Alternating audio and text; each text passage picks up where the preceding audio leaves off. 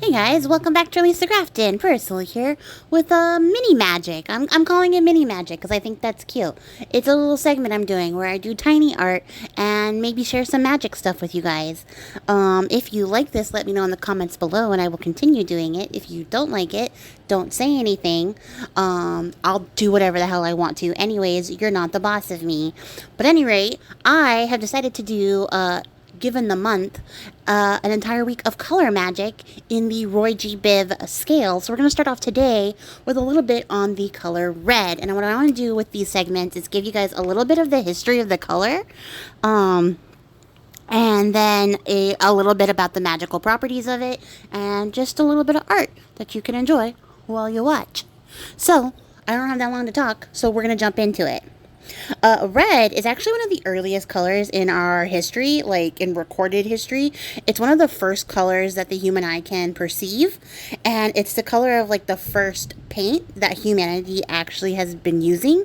It was derived originally from ochre, which is clay infused with rust, and they can find traces of it like as far back as 175,000 years, and those are evidenced by cave paintings that they found in Africa, which is wild to me. Like, that's so long. That's an insane amount of time in human history to not only be like utilizing the color red, but making art. Like, humans have been making art for a ridiculous amount of time, like as far back as forever.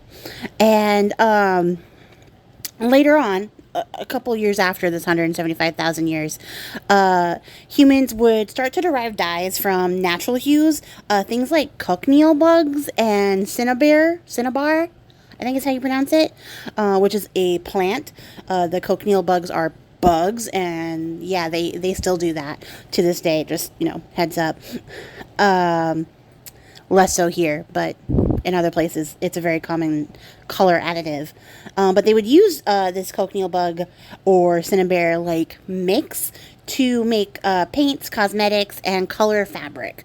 And almost every culture has some sort of red pigment, either derived from minerals or plant life, that they use in their art and society. So like red is a universal color that every culture has been using and adapting because it is, like I said, super prevalent in nature. It's the earliest color we've been using, so we've always been using it everywhere all the time. Interestingly, it's also a traditional wedding culture and like wedding color in many other cultures. You'll see that, especially like in Asian weddings, red is a very prevalent, predominant color. But red represents power, passion, romance. Rulers would frequently wear red as a status symbol. The church wears red. Red is the color of blood and revolution. It also displays really strong emotions, so like anger, defense, war is like, you know, very relatable. It's the color of blood, so that's where you kind of get that strong, deep emotion. You can use red to channel energies of like passion, lust, power, strength, defense, courage, and just general love. It's the color for Valentine's Day, right? And it also is associated with fire and the root chakra. And if we're going off Greco-Roman gods, it's associated with Aries for that warlike aspect. But I think red is just a really cool color. I don't use it enough. I should use it more. But I hope that you guys like this. I will catch you guys all in the next little mini magic. Until then, happy crafting. Bye!